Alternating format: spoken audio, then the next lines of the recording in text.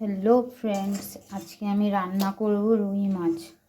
আমাদের ঘরে সাধারণত মাছ এলে মাছ পাতুরিটাই বেশি হয়, কিন্তু আজকে হবে মাছ রান্না।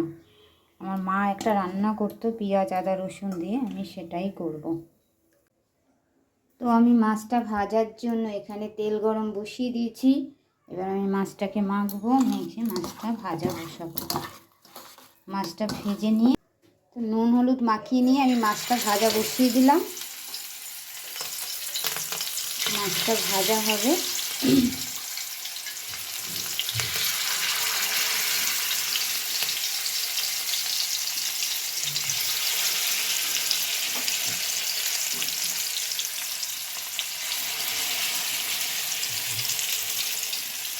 আমার চাটুটা যেহেতু বড়, তাই একবারেই মাছটা আমি দিয়ে দিলাম।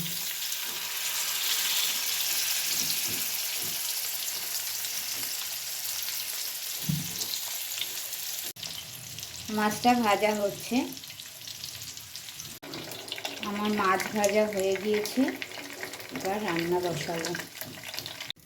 রান্না করার জন্য শুকনো লঙ্কা ফোড়ন দিলাম, আর দেবো জিরে আর গোটা গরম মশলা একটু ভেজে নেব।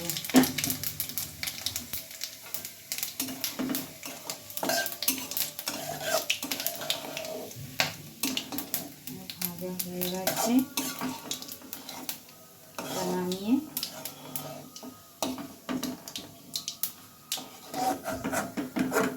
বেটে দেবো, তাই নামিয়ে রাখছি।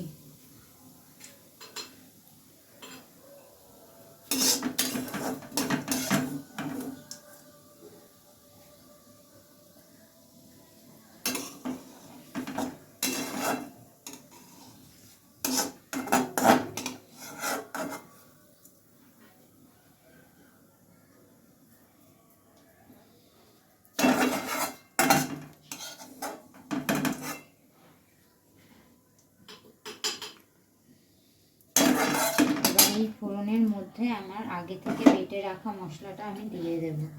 আদা পেঁয়াজ রসুন,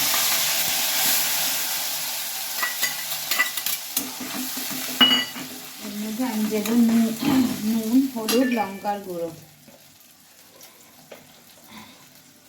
একটুখানি হলুদ গুঁড়ো,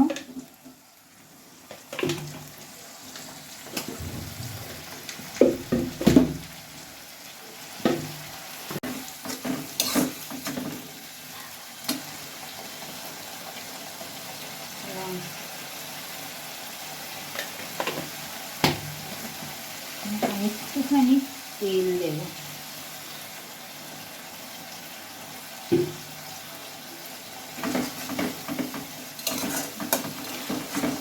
মশলাটা কষিয়ে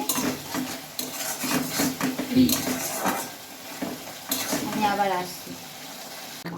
এই পর্যায়ে আমি যে জিরে গরম মশলাটা বেটে রেখেছিলাম সেটা দেব। আর আমি মাঝখানে আলু ভেজে দিয়েছি, সেটা স্কিপ হয়ে গেছে। আর আলু ছাড়া আমার ঘরে কোনো রান্নাই কমপ্লিট হয় না, কারণ আমার ছেলে আলু খেতে খুব পছন্দ করে। যে কোনো রান্নায় আলুটা আমাকে ব্যবহার করতেই হয়।